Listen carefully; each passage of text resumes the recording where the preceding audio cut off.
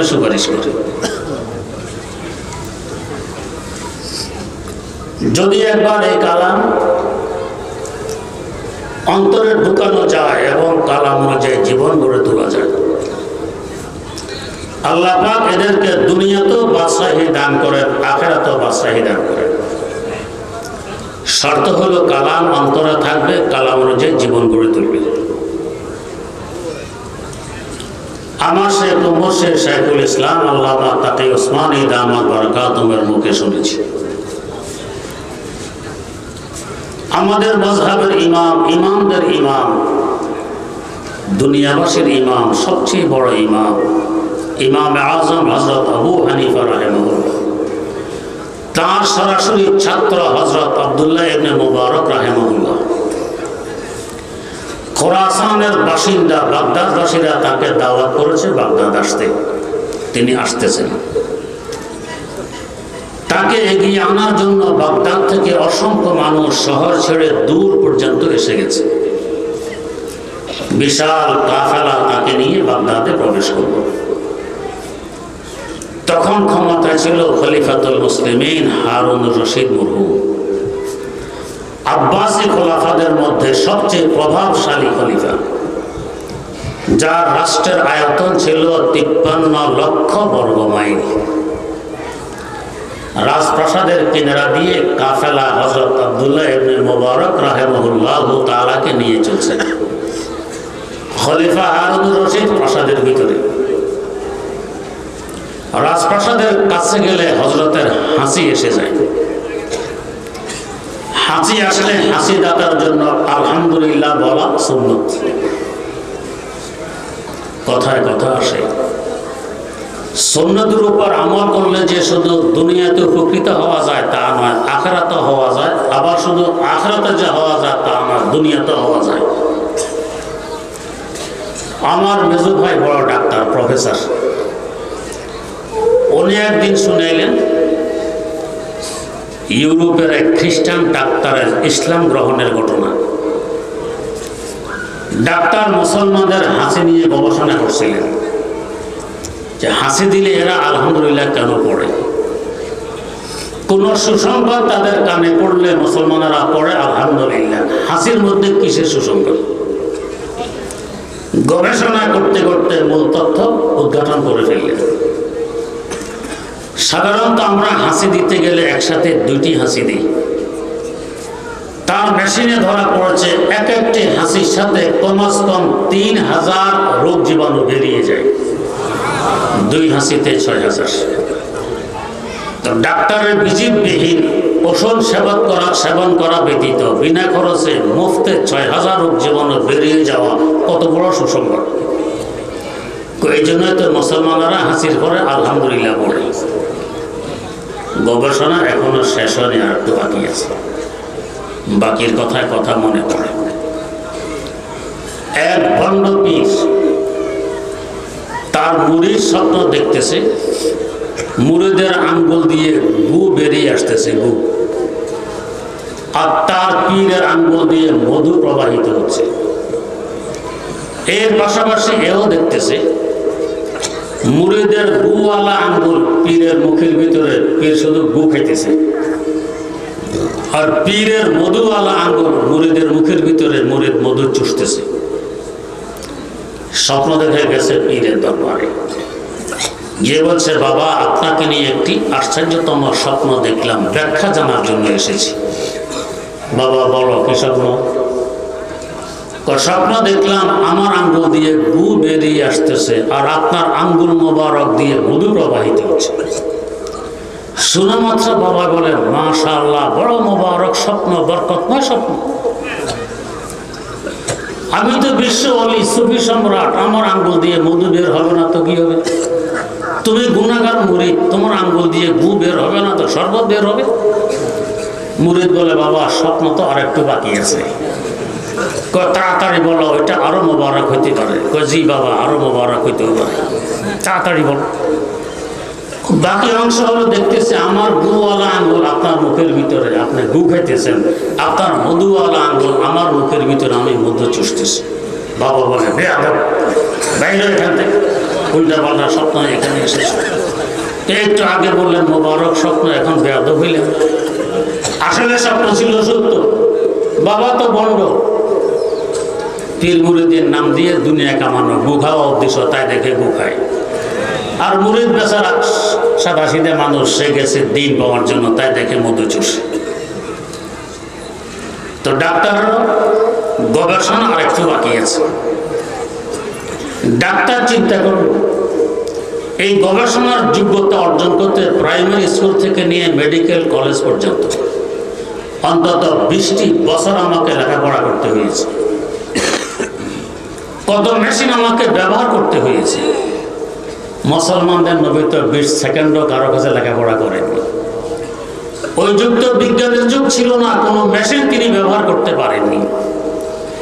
তিনি কিভাবে জানলেন যে হাসির সাথে 6000 জীবনও বেরিয়ে যায়, অতএব হাসির পরে আলহামদুলিল্লাহ পড়তে হবে? নিশ্চয় তিনি সত্য নবী।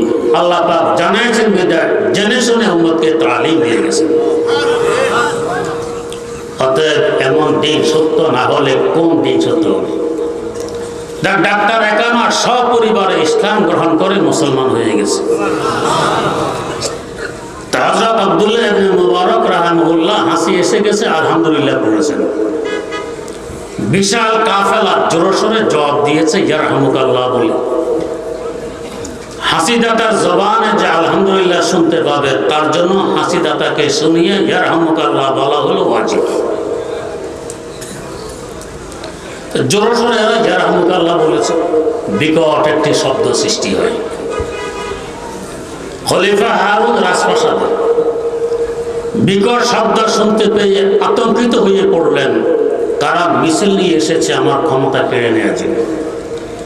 লোক পাঠালেন, দেখো তো কারা মিছিল করে, এদের দাবি দেওয়া কি? লোকজন ঘুরে এসে বলছে, খলিফা কোনো মিছিল নেই। কামের নিজ কানে শুনতে পেলাম মিছিলের আওয়াজ, মিছিল নেই। অনেক খোঁজাখুঁজির পরে বেরিয়ে আসলো মিছিল তো নয়, হযরত আব্দুল্লাহ ইবনে মুবারক রাহিমাহুল্লাহ তাআলা হাসির জবাব। একথা শোনার পর খলিফা হারুন রশিদের স্ত্রী জুবাইদা খাতুন বলেন, হারুন তোমরা কিসের বাদশা? বাদশা তো ওরা। ওদের হাসির জবাবে তুমি আতঙ্কিত হয়ে পড়েছ, কারা মিছিল নিয়ে এসেছে তোমার ক্ষমতা কেড়ে নেওয়ার জন্য। তোমরা হাসি দিলে তো মশা মাছির আওয়াজও শোনা যায় না। এদেরকে বলা হয় শাহানে বেকোলা, এরা মুকুটবিহীন বাদশা। বেশি দূরে যাওয়া লাগবে না। বর্তমানে বড় বড় রাজনৈতিক দল, ক্ষমতাসীন দল সমাবেশ ডাকে, বস্তিতে গার্মেন্টসে ফ্রি বাস পাঠায় মানুষ আসার জন্য। স্কুল কলেজ ভার্সিটি অফিস আদালতকে বাধ্য করে সমাবেশে আসতে হবে। সেখানে গেলে ফ্রি বিরিয়ানির প্যাকেটও দেয়। এরপর মানুষ কতজন সেখানে উপস্থিত হয় জাতির দেখা আছে। হাটহাজারের হযরত আল্লামা আহমদ শফী রাহিমাহুল্লাহ মাত্র একটা ডাক দিলেন। ঢাকার শাপলা চত্বরে 30 লক্ষ লোকের সমাগম ঘটে। তিনি কারো পিছনে আটা নাও ব্যয় করেন। তাহলে বলুন তো আসলে বাদশাহী কাদের হাতে? কোরআন যদি একবার সিনে ঢোকে, কোরআনের জীবন গড়ে তুলতে পারে, এদের হাতে বাদশাহী থাকে জীবদ্দশায় মারা যাওয়ার পরে। লাহোর শহর পাকিস্তানের প্রসিদ্ধতম শহর লাহোর, রাবি নামক দরিয়ার তীরে অবস্থিত। এই দরিয়ার উত্তর পাড়ে একটি প্রসিদ্ধতম পার্ক, নাম হলো শালিমার পার্ক। এই পার্কে সম্রাট জাহাঙ্গীরের কবর। দক্ষিণ পাড়ে কোরআনওয়ালা এক আল্লাহওয়ালা হযরত দাতা গঞ্জে বখশ আলী আল হাজবীর রাহিমাহুল্লাহু তাআলার মাজার। দুই পাড়ে দুইজন। লোকেরা পার্কে ঘুরতে যায়। ঘুরতে ঘুরতে জাহাঙ্গীরের কবরের কাছে আসলে বেশি থেকে বেশি আঙ্গুল তুলে দেখায় এটা জাহাঙ্গীরের কবর, এ পর্যন্তই শেষ। পক্ষান্তরে দক্ষিণ পাড়ে যে কোরআনওয়ালা শুয়ে আছেন, আজ থেকে প্রায় 1000 বছর আগে তিনি ইন্তেকাল করেছেন। তখন থেকে নিয়ে আজ পর্যন্ত না রাত না দিন অসংখ্য মানুষ তার মাজারে হাজিরি দেয়, ফাতিহা খানি করে, ইসালে সওয়াব করে। এই অবস্থা দেখে হয়তো জাহাঙ্গীর কবর থেকে আফসোস করে আর বলে যে দরমাজারে মা গরিবা নাই চেরাগো নাই বলে, দরমাজারে মা গরিবা নাই চেরাগো নাই বলে, নাই পরে পরওয়ানা সুজাদ নাই সদায়ে বুলবুলে, নাই পরে পরওয়ানা সুজাদ নাই সদায়ে বুলবুলে। হায় আফসোস, একসময় তো ছিলাম মুকুটধারী সম্রাট, আমার নামে বিকম্পিত ছিল গোটা ভারতবর্ষ। আজ আমি এতিমের ন্যায় অসহায় অবস্থায় একা একা একটি অন্ধকার গর্তে পড়ে আছি দীর্ঘ 300 বছর যাবত। একজন মানুষ এখন পৃথিবীতে নেই যা আমার একটু খোঁজ নেবে, একটি নেকি পাঠাবে। পক্ষান্তরে কোরআনওয়ালা এক মৌলভী সাহেব নদীর ওই পাড়ে শুয়ে আছেন। 1000 বছর যাবৎ অসংখ্য মানুষ তার খোঁজ নেয়, তার মাজারে হাজিরি দেয়, জিয়ারত করে, ফাতিহা খানি করে আর সওয়াব পাঠায়। সওয়াবের পাহাড় তার কাছে জমা হয়ে যাচ্ছে, আর আমি অসহায়। তো মারা যাওয়ার পরও আল্লাহ পাক এদেরকে দান করেন বাদশাহী। এটা কোরআনের বৈশিষ্ট্য। এই কোরআন আল্লাহ পাক কেন পাঠালেন আমাদের কাছে? এর রহস্য হলো আল্লাহ রাব্বুল আলামিন আমাদেরকে সৃষ্টি করেছেন বন্ধু বানানোর লক্ষ্যে। তিনি হবেন আমাদের বন্ধু, আমরা হব তার বন্ধু। আমাদের আচরণ হবে বন্ধুসুলভ। কি দলিল বন্ধু হিসাবে আমাদেরকে সৃষ্টি করেছেন? আল্লাহ পাক বলেন, ইন্না আরাদনাল আমানাতা আলাস সামাওয়াতি ওয়াল আরদি ওয়াল জিবাল فأبين أن يحملنها وأشفقن منها وحملها الإنسان إنه كان ظلوما جهولا। আল্লাহ পাক বলেন, আমি একটি আমানত দিতে চাইলাম আকাশসমূহকে, এরা অস্বীকার করলো, আমরা নিতে পারবো না, আমাদের ধারণ ক্ষমতা থেকে আমানতের ওজন অনেক বেশি। এরপর দিতে চাইলেন জমিনকে, জমিনও অস্বীকার করলো, আমিও নিতে পারবো না, আমারও ধারণ ক্ষমতা থেকে আমানতের ওজন বেশি। এরপর দিতে চাইলেন পাহাড় সমূহকে, এরা অস্বীকার করলো, আমরাও নিতে পারবো না, আমাদের ধারণ ক্ষমতা থেকে আমানতের ওজন অনেক বেশি। এখানে একটি প্রাসঙ্গিক কথা, পাহাড় জমিনের একটি অংশ, পাহাড়ের তুলনায় জমিন অনেক বড়, জমিনের তুলনায় আকাশ আরো অনেক বড়। তো বড় মাখলুককে দিতে চাইলে নিল না, তাদের ধারণ ক্ষমতা থেকে আমানতের ওজন বেশি। এরপর আল্লাহ পাক এক দৌড়ে চলে আসলেন ছোট মাখলুকের কাছে, জমিনের কাছে। জমিন অস্বীকার করলো, আসলেন আরো ছোট মাখলুকের কাছে, পাহাড়দের কাছে। মনে হয় যেন উল্টা কাজ করলেন। আকার যখন এটি অস্বীকার করলেন, আমাদের ক্ষুদ্র জ্ঞান বলে এবার আরো বড় মাখলুককে বলবেন, যেমন সিদরাতুল মুনতাহাকে বলবেন, কিংবা আরশে মুআল্লাকে বলবেন, আকাশেরা পারবে না, তোমরা নি। তা না করে ছোট মাখলুকের দিকে আসলেন, যেন উল্টা কাজ করলেন। আসলে আমাদের বুঝ হয় উল্টা, আমাদের আল্লাহর কোনো কাজ কোনো কথা উল্টা হয় না, সব সোজা হয়। তো তাহলে এটা নিচের দিকে নামলেন কেন? আল্লাহ পাক ছোটর দিকে এসে এটা বুঝাইতে চাইলেন, আমার আমানত আকারে বড় কোনো মাখলুক নিতে পারবে না, নিবে তো মাত্র 3.5 হাত বডির মালিক মানুষ। এই ছোট্ট মাখলুক মানুষ নিবে, আকারে বড় মাখলুক নিতে পারবে না। আল্লামা সাদি বলেন, আযা কতরা লোলো এলালা কুনাত, আযা কতরা লোলো এলালা কুনাত, ওয়াজি সূরতে সরবে বালা কুনাত, ওয়াজি সূরতে সরবে বালা কুনাত। জুনুক সাগরে বাস করে, হা করলে সাগরের পানি দিয়ে তার পেট বোঝাই হয়, সাগরে পানির কোনো অভাব নেই। এই জিনুক ভাদ্র মাসের অমাবস্যা রাত সাগরের কূলে উঠে হা করে বসে থাকে। সামান্যতম বৃষ্টির রেণু তার মুখে পড়লে মুখ বন্ধ করে আবার সাগরের তলায় ফিরে যায়। এই বৃষ্টির রেণু থেকে তার সিনার ভিতরে লক্ষ টাকা মূল্যের মুক্তা সৃষ্টি হয়। তো সাগরের রাশি রাশি পানি মুক্তা সৃষ্টি করতে পারলো না, বৃষ্টির সামান্যতম রেণু মুক্তা সৃষ্টি করে দিল। আল্লাহ পাক বুঝাইতে চাইলেন, আকারে বড় কোনো মাখলুক আমার আমানত নিতে পারবে না। নিবে তো ছোট্ট মাখলুক, মানুষ মাত্র 3.5 হাত বডির মালিক। এখনো মানুষকে নিতে বলা হয়নি। এর আগে মানুষ এগিয়ে গিয়ে বলছে আল্লাহ আমানতটি আমাদেরকে দিয়ে দেন। কেন? तुझे सा कोई हमदम कोई दम साज नहीं है, तुझे सा कोई हमदम कोई दम साज नहीं है, बातें तुम्हें हर दम मगर आवाज नहीं है, बातें तुम्हें हर दम मगर आवाज नहीं है। অন্তরঙ্গ বন্ধু কথা বলার প্রয়োজন পড়ে না। বন্ধুর অন্তরে কি আছে আরেক বন্ধু এমনি বুঝে ফেলে।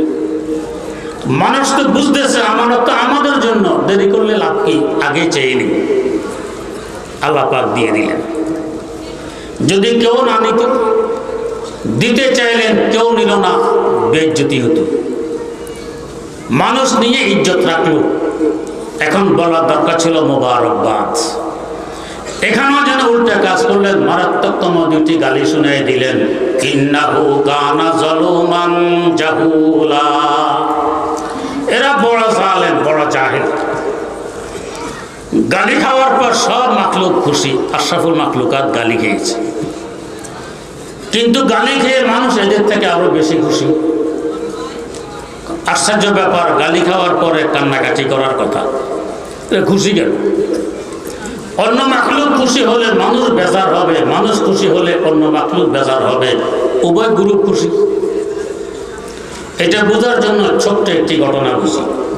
আল্লামা রুমি লিখতেছেন, কায়েস নামক এক যুবক আরেক যুবতীর পাগল, প্রেমিক। মজনু বললে আমরা চিনি, মজনুর নাম হলো কায়েস, যুবতী হলো লাইলা। এই অবস্থা দেখে লাইলার আব্বা কারফিউ জারি করলো, মজনু আমার সীমার ভিতরে ঢুকতে পারবে না, পাহারাদার নিযুক্ত করে রাখলো। প্রেমিকার বাপের কারফিউর কারণে মজনু তার প্রেমিকার সাথে সাক্ষাৎ করতে পারতেছে না। এতে তো মজনুর কষ্ট হয়।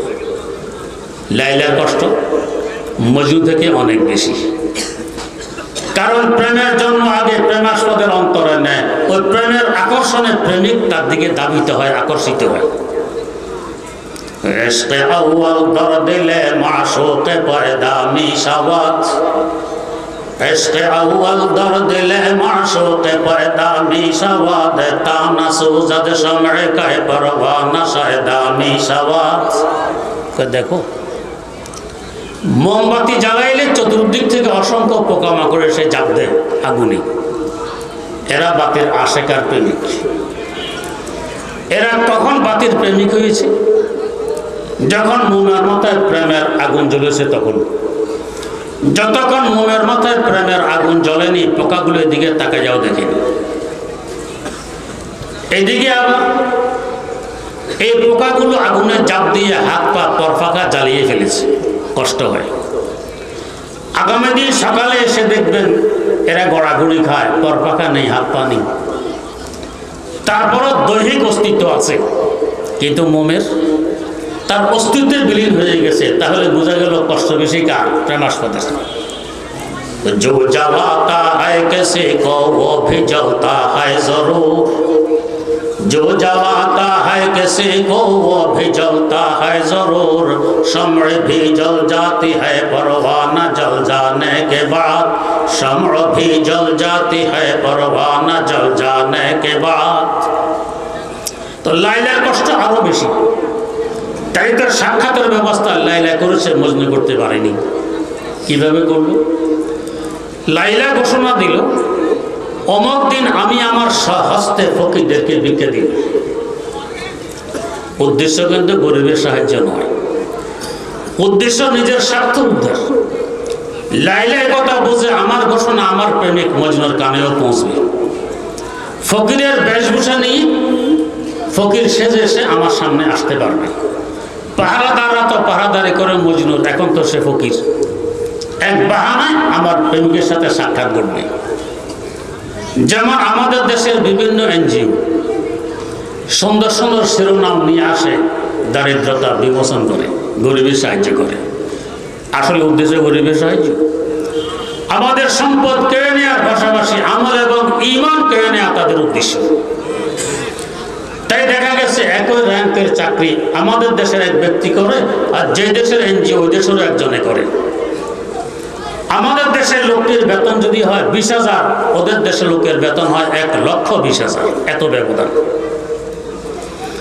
আমাদের দেশের ব্যাংক থেকে লোন নিলে বছরের সুদ দিতে হয় 15%, আর এনজিও থেকে লোন নিলে আগামী সপ্তাহে কিস্তি দিতে আরম্ভ করা হয়।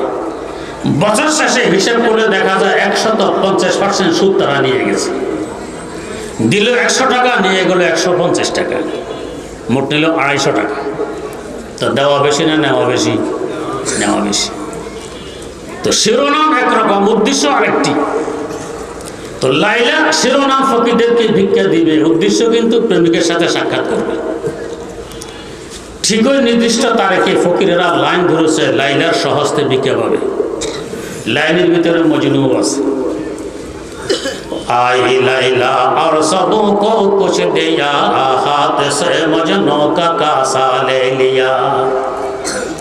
লাইলা এসে এক এক গোষ্ঠী ভিক্ষা দিয়ে ফকিরদেরকে বিদায় করছে। মজনু সিরিয়াল এসে গেছে। এতক্ষণ লাইলা ভিক্ষা দেয়, ফকিরেরা ভিক্ষা নেয়। মজনুর সামনে আসার পর বাতাস উল্টা দিকে বহা আরম্ভ করল। লাইলা ভিক্ষুক সেজে গেল। এই ফকির, তোর ভিক্ষার জোলা টবলা টাবলি এগুলো আমাকে দিয়ে দে। মজনু বলে দিব না। কই না দে, দিব না। এই নিয়ে কতক্ষণ তর্কাতর্ক। এক পর্যায়ে লাইলে এগিয়ে গিয়ে দোষের টবলা কেড়ে নিয়ে আসবে। মজনুও ছাড়ে না, দুজনের দস্তাদস্তি। এক সময় টবলা এসে গেছে লাইলার হাতে। এতক্ষণের অবস্থা তো মনে হয়েছে টবলার কতই না প্রয়োজন ছিল লাইলার। ফকির দিবে না, জোরপূর্বক কেড়ে নিয়ে এসেছে। কিন্তু টুবলা হাতে আসার পরে আষাঢ় মেরে ভেঙে চুরে চুরমার করে দিল। फिर दिया तबका ज़मीं पर एक बार, रक्स से मजनू हुआ बेअख्तियार, रक्स से मजनू हुआ बेअख्तियार। एक टुबला भाঙা দেখে ফকিররা হাততালি দেওয়ার খুশি। এক ফকির ভিক্ষা পায়নি, পুঁজি ভাগটা হারিয়ে ফেলেছে। ওর ভাগটা আমাদের কাছে আসবে, আমাদের ভাগ বড় হবে। কিন্তু টুবলা ভাঙার পরে মজনু এর থেকে লক্ষ কোটি গুণ বেশি ঘুষে নাচানাচি আরম্ভ করে দিয়েছে। ফকিরা জিজ্ঞেস করে, এই পাগল, ভিক্ষা পেলে না, পুঁজি ভাগটা হারিয়ে ফেলেছ, কাঁদার কথা, খুশি কেন? मजनू जवाब दे यूं कहा, खामोश तो आशिक नहीं, आशिकी के रमज से वाकिफ नहीं, ये बला हरगिज नहीं, ये नाज है, ये भी माशूकी का एक अंदाज है। किसके आशिक के हुए ऐसे नसीब, जो बला नाज़िल करे अपना हबीब। मजनू बोलছে, ও ফকিরের গোষ্ঠী, তোদের উদ্দেশ্য শুধু এক মুষ্টি ভিক্ষা, আমার উদ্দেশ্য হলো ভিক্ষা দাতা। ভিক্ষা এবং ভিক্ষা দাতার মধ্যে যে ব্যবধান, তোদের আর আমার মধ্যেও সেই ব্যবধান। এক মুষ্টি ভিক্ষা দিয়ে তোদের ন্যায় আমাকে যদি বিদায় করে দিত, আমার চোখ জোড়াইতো না, অন্তর ঠান্ডা হতো না। আমি তো এই ভিক্ষা দাতার একজন প্রেমিক আর আশেক। ভিক্ষা না দিয়ে টোবলা চাইলো, এক বাহানায় কতক্ষণ কথাবার্তা বলার সুযোগ মিলে গেল। টোবলা ধরে কাড়াকাড়ি করলো, আর এক বাহানা তার দেহের সাথে আমার দেহ মিলল। এতে কি সাদার কি মজা, তোরা কি বুঝবি? এশক মহব্বত আর প্রেম প্রীতির বাতাস তো তোদের গায়ে লাগেনি। এই টোবলা ভাঙা আমার প্রেমিকা প্রমাণ দিয়ে দিল, ও মজনু, বাপের কারফিউ দরুন দীর্ঘদিন তোর সাথে দেখা সাক্ষাৎ নেই, আমি তোকে বলতে পারিনি। তোর টোবলা ভেঙে তার প্রমাণ দিয়ে দিলাম। তোর মহব্বত আর ভালোবাসা এখনো আমার অন্তরে ঘর করে বসে আছে। আপনার অন্তরঙ্গ বন্ধু আপনাকে ইসলামপুর রেখে চলে গেছে বিদেশ। 3 বছর অপেক্ষার পর লিখতে বসলেন। ও হে জালেম নিষ্ঠুর, 3 বছর অপেক্ষার পর কাগজ কলম হাতে নিয়ে লিখতে বসলেন। এক ব্যক্তি 2টি শব্দ দেখে ভাবতেছে কত বড় দুশ্মনের কাছে লিখতেছে। জালেম লিখেছে, নিষ্ঠুর লিখেছে। আপনি বলতেছেন সে দুশ্মন না দোস্ত। আমার এই দুইটি শব্দ নিয়ে চিঠি যখন তার হাতে পৌঁছবে, সে দেখবে তার অবস্থায় জবাব দিয়ে দিবে সে আমার বন্ধু না আমার দুশ্মন। দুইটি শব্দ নিয়ে চিঠি পৌঁছেছে বন্ধুর হাতে। খুলে দেখে জালেম নিষ্ঠুর দুই শব্দ দিয়ে চিঠি আরম্ভ করা হয়েছে। নাচানাচি আরম্ভ করে দিয়েছে। আমি তো 3 বছর ভুলে বসে রইলাম, বন্ধু তো আমাকে বলতে পারেনি। আমার ভালোবাসা এখনো তার অন্তরে ঘর করে বসে আছে। এই দুইটি শব্দ তার প্রমাণ বহন করে। মানুষ জবাব দেয়, ও মাখলুকের গোষ্ঠী, দুই গালের ভিতরে কি নিহিত তোরা কি বুঝবি? তো সকতিয়া করতা হো দিল পর গয়র সে গাফিল হো মাই, सकतियाँ करता हूँ दिल पर गैर से गाफिल हूँ मैं। हाय क्या अच्छी कही जालिम हूँ मैं, जाहिल हूँ मैं। हाय क्या अच्छी कही जालिम हूँ मैं, जाहिल हूँ मैं। है मेरी जिल्लत ही कुछ मेरी शराफत की दलील, जिसकी गफलत को मलक रोते हैं वो गाफिल हूँ मैं, जिसकी गफलत को मलक रोते हैं वो गाफिल हूँ मैं। ओ मखलूकेर गोष्ठी, যেই দুইটি গালিকে তোরা আমাদের বেইজ্জতের কারণ মনে করছিস, আমরা বুঝি দুইটি গালি আমার ইজ্জতের সনদ আর ইজ্জতের সার্টিফিকেট। আল্লাহ রাব্বুল আলামিন দুইটি গালি দিয়ে প্রমাণ দিয়ে দিলেন, ও মানুষ, তোরা আমার বন্ধু, আমি তোদের বন্ধু। আমার কুদরতি অন্তরে তোদের মহব্বত ঘর করে বসে আছে। এই দুইটি গালি তার প্রমাণ বহন করে। কারোর সাথে যখন বন্ধুত্ব গড়ে ওঠে, উভয়জনের চাহিদা হয় কাছাকাছি থাকার।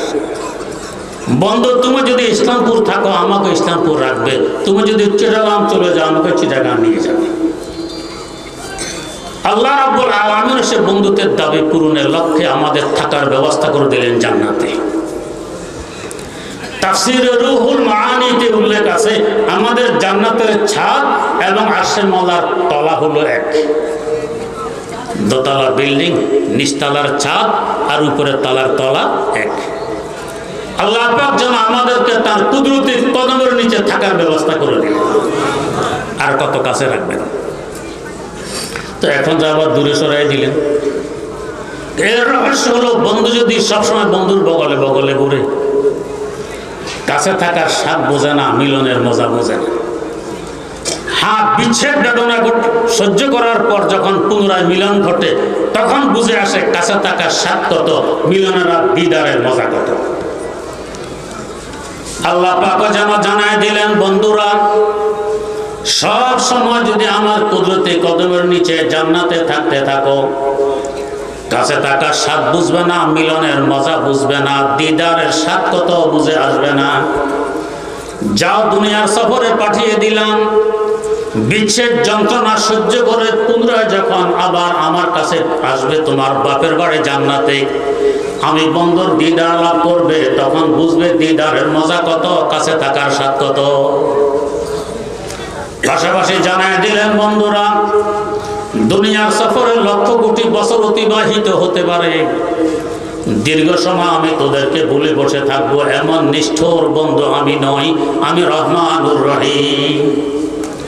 দুনিয়ার ক্ষণস্থায়ী বন্ধুত্ব যদি কারোর সাথে গড়ে ওঠে, বন্ধুকে রেখে বন্ধু দূরে সরে গেলে ভুলে বসে থাকে না, চিঠিপত্রের মাধ্যমে যোগাযোগের ব্যবস্থা করে, সুযোগ থাকলে টেলিফোনে কথাবার্তা বলে। ও বন্ধুরা, তোদেরকে দুনিয়ার সফরে পাঠিয়ে দিলাম, লক্ষ কোটি বছর লাগতে পারে এই সফরে, আমি বলে বসে থাকবো এমন নিষ্ঠুর বন্ধু আমি নই, আমি রহমানুর রহিম। চিঠিপত্রের ব্যবস্থাও রাখলাম, ফোনে আলাপ আলোচনার ব্যবস্থাও রাখলাম। আমার মহব্বত মাখা, প্রাণপ্রীতি মাখা একটি চিঠি তোদের কাছে পাঠিয়ে দিলাম, যে চিঠির নাম কোরআন কারীম। বন্ধুর চিঠি বন্ধুর হাতে পৌঁছলে বন্ধু বারবার পড়ে, চোখের পানি ছাড়ে, চুমু খায়, বুকে মিলায়, মজা পায়। আমার চিঠি তোদের হাতে পৌঁছলে খুলবি, বারবার তেলাওয়াত করবি, পড়বি, চোখের পানি ছাড়বি, চুমু খাবি, বুকে মিলাবি, দেখবি কত স্বাদ লাগে আর কত মজা লাগে। বন্ধুর চিঠি যত পড়া হয় তত মহব্বত বাড়তে থাকে, ভালোবাসা বাড়তে থাকে, মনে হয় যেন বন্ধুকে আরো কাছে নিয়ে আসতেছে। মহব্বত যত বাড়ে, বন্ধু যত দূরে থাকুক না কেন কাছেই মনে হয়। কোরআনে কারীম যত পড়া হবে আমার আল্লাহর মহব্বত তত বাড়বে, আল্লাহকে তত কাছে মনে হবে। ইমাম বুখারী রাহিমাহুল্লাহু তাআলার উস্তাদ, হাম্বলি মাযহাবের প্রবর্তক ইমাম আহমদ বিন হাম্বল রাহিমাহুল্লাহ, আল্লাহ রাব্বুল আলামিনকে স্বপ্নে দেখলেন ৯৯ বার। এরপর আফসোস করছিলেন, একটি প্রয়োজনীয় কথা জিজ্ঞেস করার ছিল, সুযোগ হাতে আসেনি, জিজ্ঞেস করতে পারিনি। অন্তত আর একটি বার যদি স্বপ্নে জিয়ারত হতো, প্রয়োজনীয় কথাটি জিজ্ঞেস করে দিতেন। আল্লাহ রাব্বুল আলামিনের মেহেরবানি আরেকবার জিয়ারত হয়ে গেছে, ১০০ বার পুরো হলো। সুযোগ এসে গেছে হাতে প্রয়োজনীয় কথাটি জিজ্ঞেস করার। এমন সুযোগ আমাদের হাতে আসলে কি জিজ্ঞেস করতেন? হয়তো জিজ্ঞেস করতেন, আল্লাহ কি কাজ করলে রাতারাতি কোটিপতি হওয়া যায় একটু বলে দেন। কি কাজ করলে মিটিং মিছিল হ্যান্ডবিল পোস্টার ইলেকশনের ঝামেলা ছাড়া ক্ষমতা দখল করা যায় একটু বলে দেন। ইমাম এগুলো জিজ্ঞেস করলেন, কারণ যে যা চিনে সে তা কিনে। ইমাম বোঝেন এগুলো হাতের ময়লা। আজকে আমি কোটিপতি, কালকে আমি পথের ফকির। আজ আমি ক্ষমতায়, কাল জেলখানায়। আজ ক্ষমতায়, কাল ফাঁসির কাস্টে। আজ ক্ষমতায় তো কাল পলাতক। এগুলোর কি? ইমাম জিজ্ঞেস করলেন, আল্লাহ কি কাজ করলে অতি দ্রুত আপনার কাছে পৌঁছা যায়, আপনাকে কাছে পাওয়া যায়, আপনার হওয়া যায়, কাজটি একটু বলে দিন। আল্লাহকে যদি কাছে পাওয়া যায়, নিজের বানানো যায়, আর কি লাগে? তাই বুজুর্গানে দিন বলেন, जो तो मेरा तो सब मेरा, फलक मेरा ज़मी मेरी। जो तो मेरा तो सब मेरा, फलक मेरा ज़मी मेरी। अगर तो एक नहीं मेरा, तो कोई शय नहीं मेरी। আল্লাহ, তুমি যদি আমার হও তো সবই তো আমার। আকাশ আমার, বাতাস আমার, চন্দ্র আমার, সূর্য আমার, গ্রহ আমার, নক্ষত্র আমার, সবই আমার। তুমি আমার না হলে, পৃথিবীর বাদশা বলে কি হবে? বাস্তবে আমি পথের ফকির। আল্লাহ এক ওলি বলতেন, নমিদারাম ফকিরাম ওয়ালেদারাম খোদা এজর আমিরাম, ওয়ালেদারাম খোদা এজর আমিরাম। ঘরে পয়সা না থাকতে পারে, মানুষ ফকির ভাবতে পারে। পয়সা না থাকলে কি হবে? পয়সার মালিক তো আমার ঘরে আছেন। অতএব আমি ফকির নয়, আমি ধনী, আমি আমির। বলে দারাম খোদা এজর আমিরাম, আমি আমির। হাকিমুল ইসলাম আল্লামা কারি তৈয়ব সাহেব রহমতুল্লাহ আলাইহি লেখেন,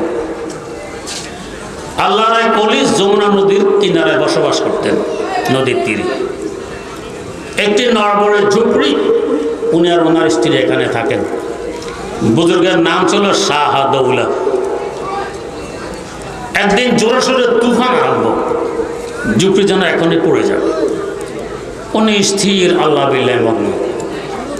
আর স্থির না থেকে করবেন এবার কি?